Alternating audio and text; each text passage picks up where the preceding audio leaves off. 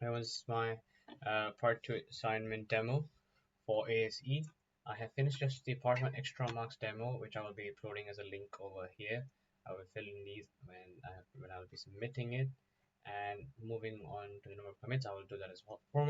Talking about program commands, showing the loop command works. I have implemented while loop here.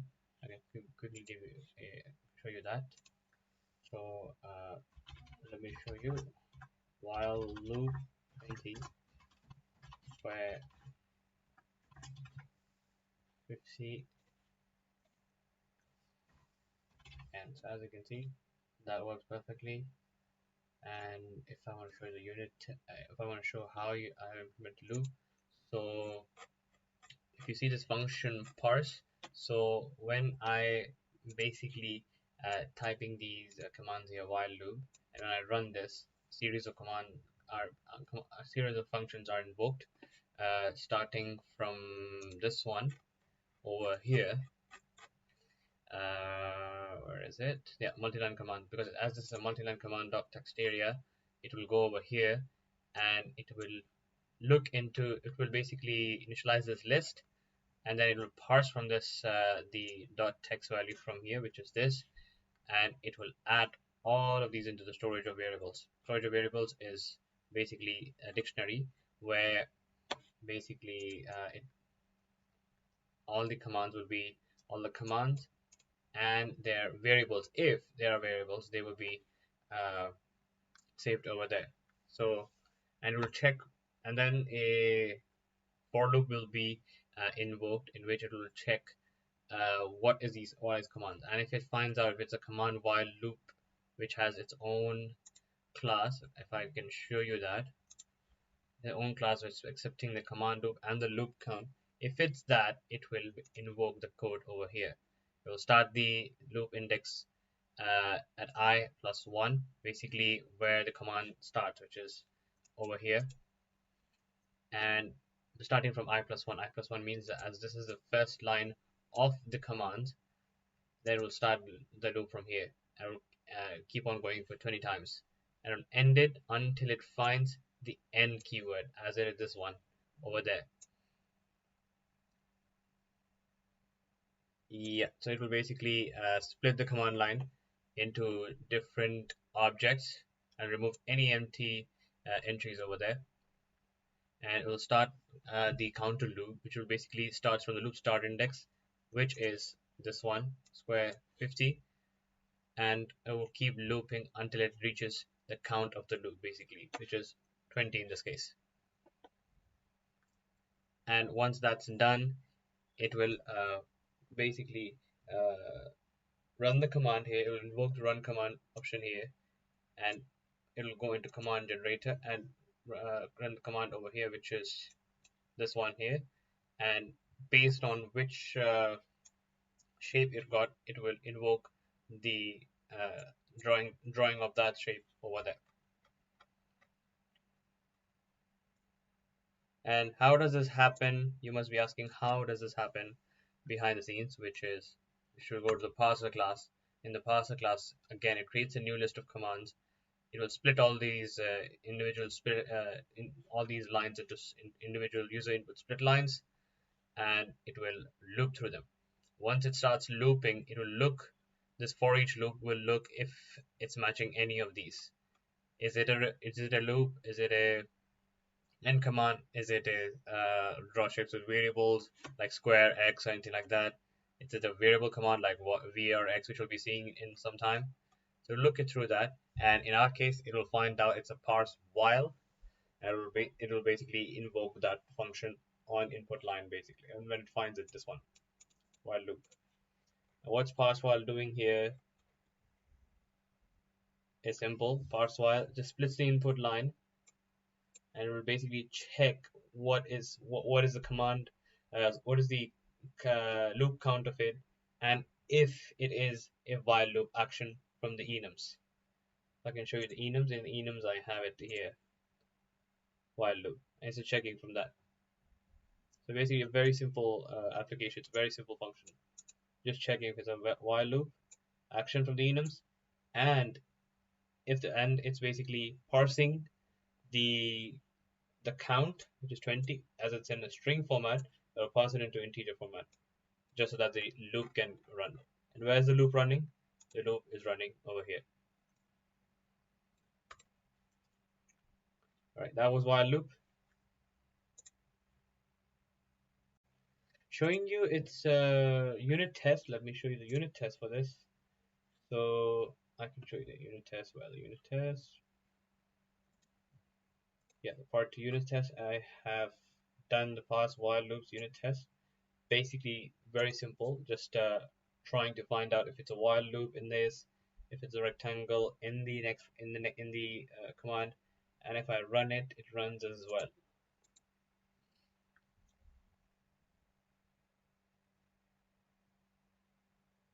As you can see, test while loops work. I'll be showing you the variable one shortly. Hi, so I'm just going to be showing you variables right now. Let me quickly show you about variables, how that works. As your one warrant size is equal to 50, total size, run that, it runs it. How does it do that? Let's quickly go into it. So when we are entering anything into multi-line command, it goes into this area, it checks it over here, and it creates a list of commands, and basically calling the function of the parse class and the function parse. It will pass in all the commands passed over here, and it will also pass the dictionary as well, which is storage of variables dictionary. Where is it? Yeah, over here. Moving on, it will go to the parser class. It will do a series of checks here in the parse function. As you can see, the user input basically, which we have passed from multiline command.text, and the dictionary from there, which was storage of variables. It will go and do a series of checks for while loop and commands, drawing shape with variable commands. That's where we are. Else if input line contains var, it will basically initialize a variable command, parse variable, input line, and store. Going to this function parse variable, I think it's down here. Let's see what happens. So it has passed us the user input and has passed us the dictionary. So what's happening here? Let's quickly have the screen over here, and I can show you what's happening here. So it's splitting the variables based on this equal to sign over here. And so size and 50 are now in an array, and the expression basically is for expression. Basically, it's splitting the variable from this side, and the name of variable will be the size, and it will basically has to initialize the outcome of it. How is it initializing the outcome of it? Let's look into that.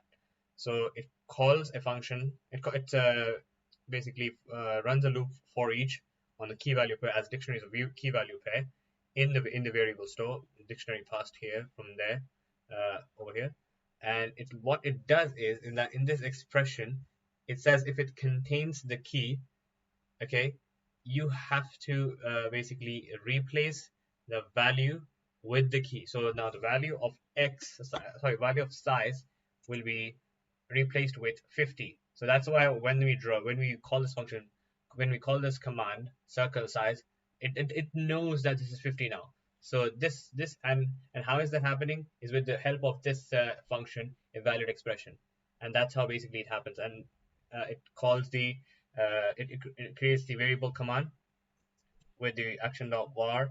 Var is basically the keyword we have given it from enums, and the name of variable and the outcome. So, and then it returns it. Once it returns that command variable, where does it go? Yeah, so now it basically is checking that if the dictionary contains the key, what is the key here? The key is basically the size.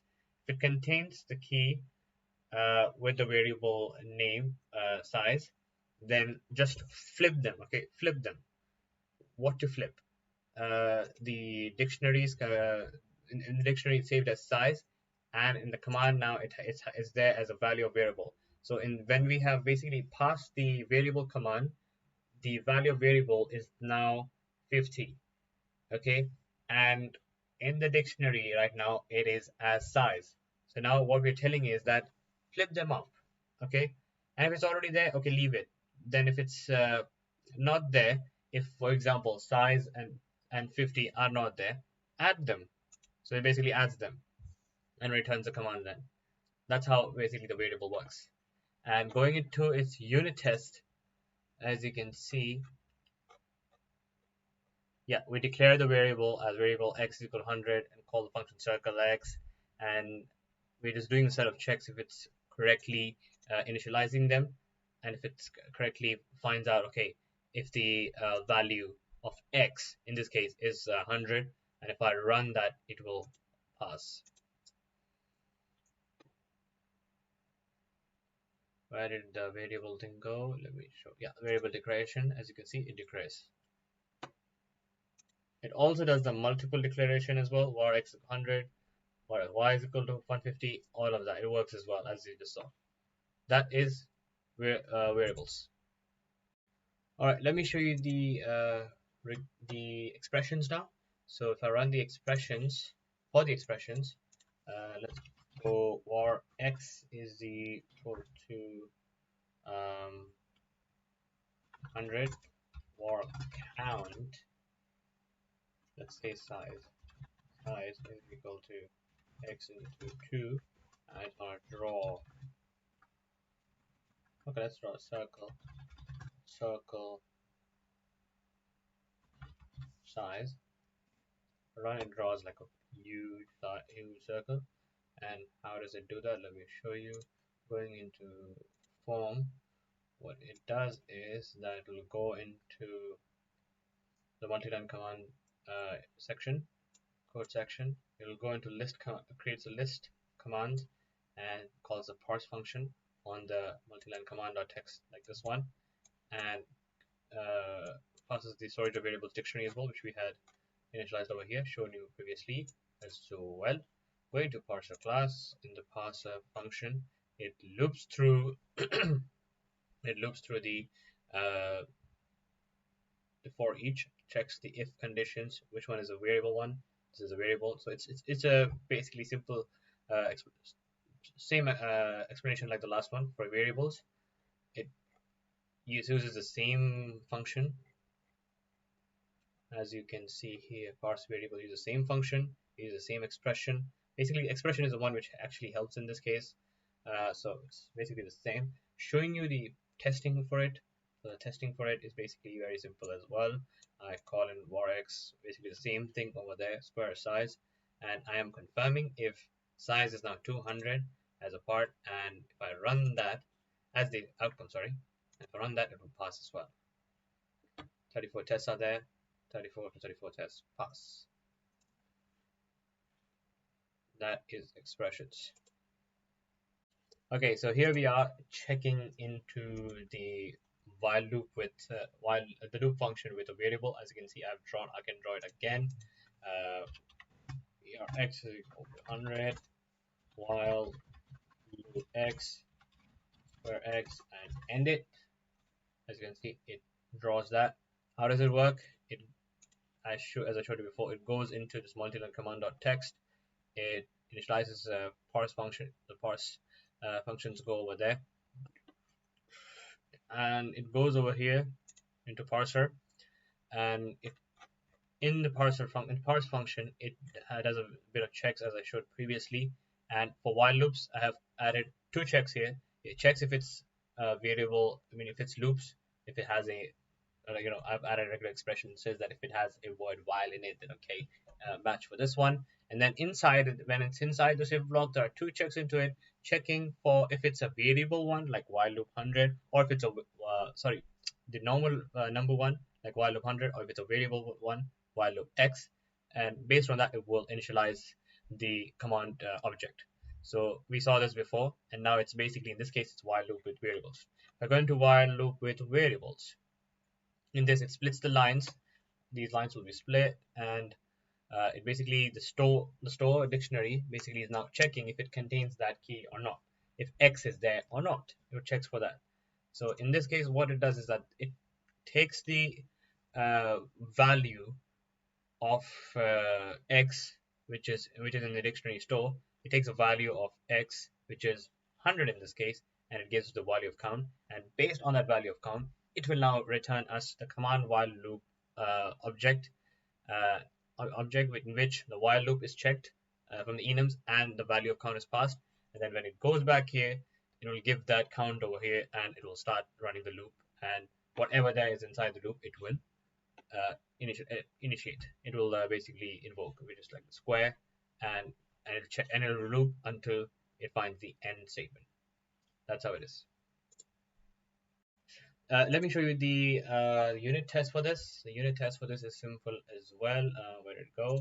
Yeah, so the unit test for the while loops is here, where I'm doing simple checks basically is to find out if while loop is there in the command name or not, if this rectangle is there, just to see how the code works and if it's working properly or not, and if I can, and same for the variables as well, if it's giving the variable and all of that is not. If I run this, everything's gonna run properly fine, as I've given the right functions and everything. As you can see, all are passing here. I don't know why can I not see the functions. Oh yeah, found that. Yeah, this one and this one, both are passing, as you can see. So this is the if statement demo now. I can quickly show you what it does. Basically is that when I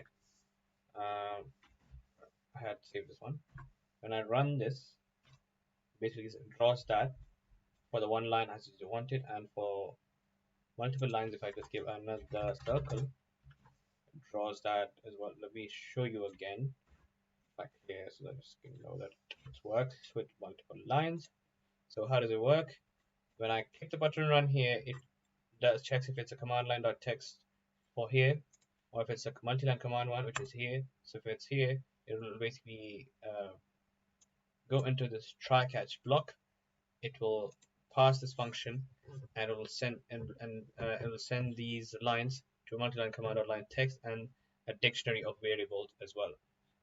So when this goes into a parser, which is the parse function, as you can see here, it will do a set of checks if it's while loops or end command or variable command or if condition. Now, as if it's if condition, what happens here is that the input line is basically the start where the if condition starts, which is the if condition, and end line is basically where it finds the end if function, and it basically then calls the parse if condition and saves the outcome into that. Now, what is this parse if condition? So in this parse if condition function, it basically what it does is that it splits the user input, all of this. Okay, it checks this line if condition x greater 50, and it checks it like string by string. So now what it does is doing is that if it finds that if x is already there or not in the user input array basically, sorry, in the store dictionary. Okay, if it's not, it'll throw an argument exception. Then what it will do is that it will then basically check if this 50, if this thing is 100, is basically its value is there or not. It will check that. Otherwise, it throws an argument exception. Then what it will do is it will do the series this if condition checks over here. Now in this case, as x is greater than 50, now it's basically checking that if the user input on the line on the third index, which is this, let me highlight this. Yeah, if this thing is greater than or not. If it's greater than, it does another if check that okay, if the store the key of the store basically, which is sorry, the variable, the value of the key x, which is 100, okay, is it greater than the value of the variable here? The value of the variable we have initialized over here, which is in this case 50. It's basically taking it from there. If it's greater, then return it true. If it returns true, it will run this program. If it's less than that, it will still return true and run the program if it's true or not. If this 50 was less than 100, if I, for example, if I give it here 25, then in this case it will be in this case it should be x less than 50. It will be true. And if it's equal to, if I just make this 50, and if I make this equal to, now this will be true and will run it. Otherwise, it will throw an invalid command exception. So that's how the if statement works here. Using showing you the unit test for that, I have added the unit test of passive condition testing. I basically check if the if condition that the right keyword is used or not, all of that, and if the end keyword is there or not. I'm basically checking for that. And if I run the test, it'll run as well. As you can see, if condition testing, which is here, it runs both of them. I mean, basically, in this case, what I'm doing is I'm checking if it's giving us true or not, and it can give us false as well or not. Basically, if it's false, this won't run. So that's what we are checking for. That is our if condition. So I'll show you briefly about the additional design pattern I have implemented, which is the singleton, which is shape generator. I'm implementing single design pattern, and hence only single instance of the shape generator class will be initiated. It will have only one instance, shape generator. Shape generator will be able to basically generate the shapes: rectangle, circle, square, triangle, and everything. So this is the code I have for that. It sometimes works, sometimes not, but it does work on overall. So this is the design pattern I chose to go with, and I can quickly show you in the form as well. In the form, basically, I have initiating one instance of that, and I'm using that throughout the function.